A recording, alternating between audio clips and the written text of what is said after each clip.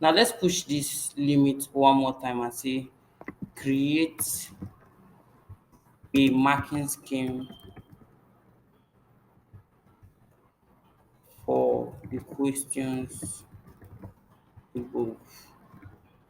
So we can always use this. Let's see. Wow, it's able to give us a marking scheme. So we just have to just okay. So you see that the marking scheme is referencing the question that it created above, and it tells us okay, this is the correct answer, and it's 1 mark. Incorrect answer, 0 mark. And it gives us a total mark 5 marks. So we can use this tool not only to create questions but also to create marking schemes. So think about how much time, how much stress this tool is going to relieve for you in your classroom to create questions and to create marking scheme for those questions.